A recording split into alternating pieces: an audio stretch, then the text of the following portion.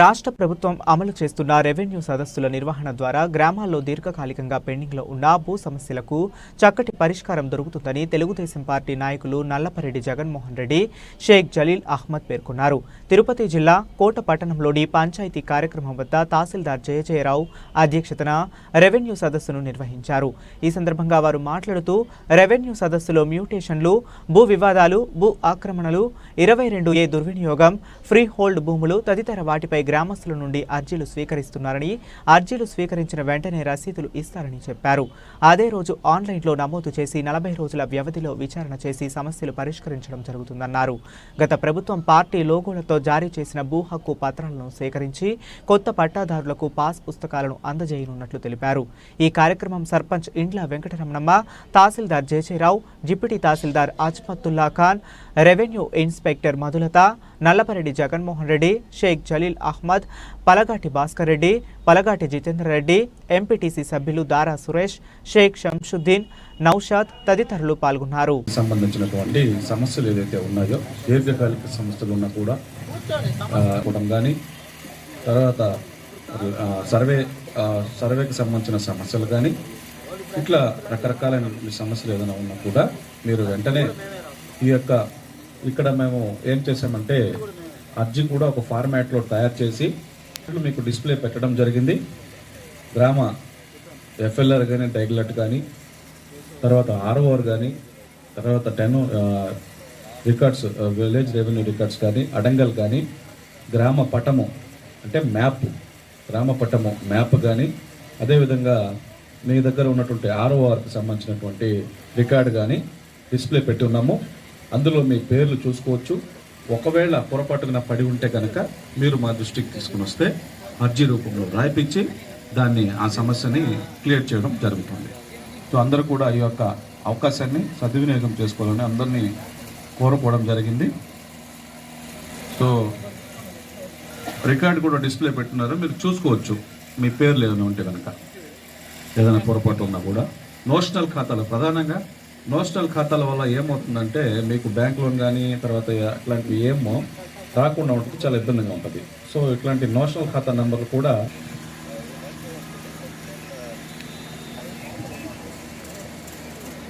మీ భూమి మీ హక్కు అనే యొక్క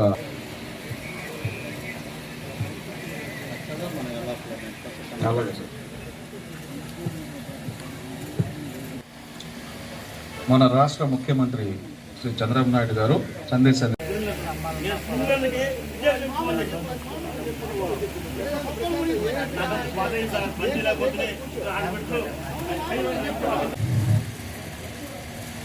ఎంఆర్ ఆఫీస్ చుట్టూ తిరుగుతూ నిరంతరము సమస్యల పరిష్కారం కాకుండా తిరుగుతూ ఇక్కడ పరిష్కారం కాకపోతే మళ్ళా సబ్ కలెక్టర్ ఆఫీస్కి లేదా కలెక్టర్ ఆఫీస్కి వెళ్తూ ఉన్నారు. అక్కడి ప్రజా పరిష్కార వేదికలో ఎక్కువగా అర్జీలు వస్తున్నందువలన మన ప్రభుత్వం ఏర్పాటు చేసి రైతుల సమస్యలు ఏమున్నాయి, సమస్యలు ఏదన్నా ఉంటే తీసుకొని పరిష్కరించే దిశగానే మేము పయనిస్తాం. ఎందుకంటే అర్జీ తీసుకొని గమనైపోవడం కాదు, దానికి పరిష్కారం చూపాలా. పరిష్కారం చూపకపోతే ఇది పెట్టి కూడా వేస్ట్. ఆ దిశగానే మేము పనిచేస్తామని మీకు తెలియజేస్తున్నాం. వాస్తవంగా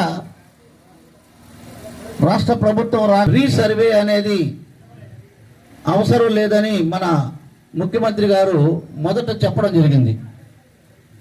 తర్వాత ఆలోచించి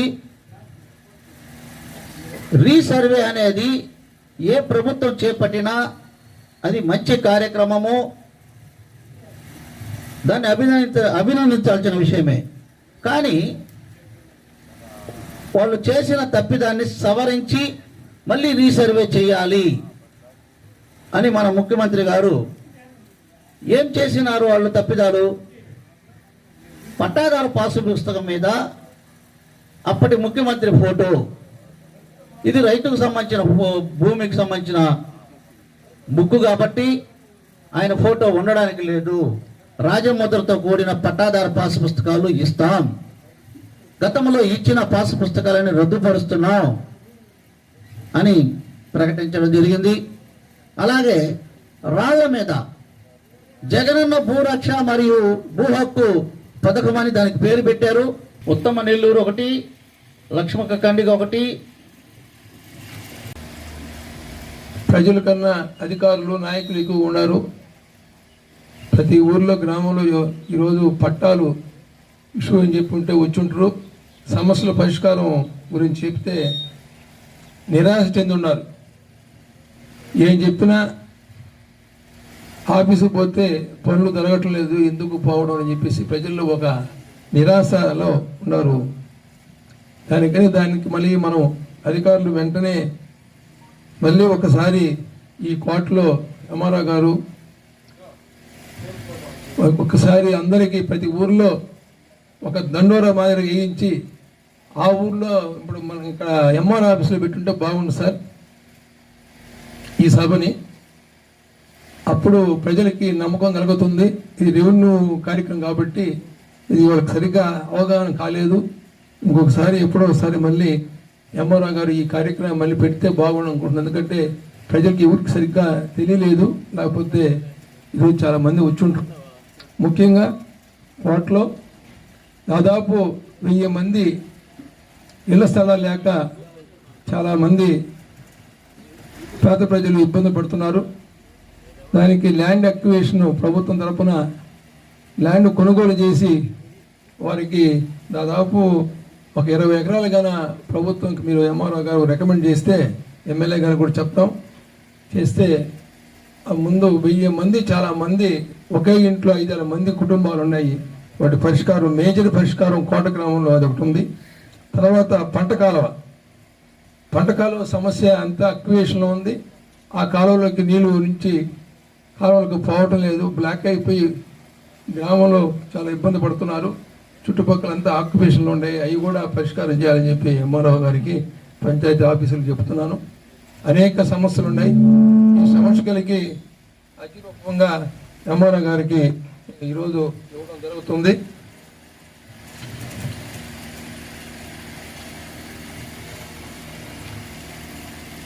చాలా మంది ఉన్నారు, అధికారులు అనధికారులు అందరూ మాట్లాడాల్సి ఉంది. వీటన్నిటికీ ఎంఆర్ఓ గారు నేను అర్జీరూపంగా ఇచ్చాను, వాటిని ప్రభుత్వం పరిష్కారం చేయాల్సిన కోరుకుంటూ ఈ అవకాశం నమస్కరిస్తూ సెలవు తీసుకుంటున్నాను. నల్లపరెడ్డి జగన్మోహన్ రెడ్డి గారికి, పెద్దలు రాష్ట్ర రైతు కార్యదర్శి భాస్కర్ రెడ్డి గారికి, అలాగే గౌరవ ఎంపీటీసీలు దారా సురేష్, షంషుద్దీన్, ముబీన్ బాషా గారికి,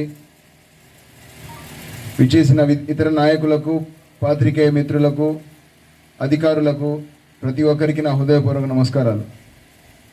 ఈరోజు మన ప్రభుత్వం అధికారంలోకి వచ్చిన తర్వాత ఈరోజు నారా చంద్రబాబు నాయుడు గారి ఆధ్వర్యంలో రాష్ట్ర వ్యాప్తంగా మొన్న 6వ తేదీ నుంచి జనవరి 10వ తేదీ వరకు దాదాపు 32 రోజుల పాటు ప్రతి గ్రామంలో కూడా రెవెన్యూ సదస్సు పేరుతో పూర్తి రెవెన్యూ డిపార్ట్మెంట్ మొత్తాన్ని ప్రజల వద్దకు వెళ్ళి అక్కడ గ్రామ సమస్యలు ఏదైతే భూ సమస్యలు ఉన్నాయో ఇవన్నీ కూడా పరిష్కరించే దిశగా ఈ కార్యక్రమాన్ని ప్రవేశపెట్టడం జరిగింది.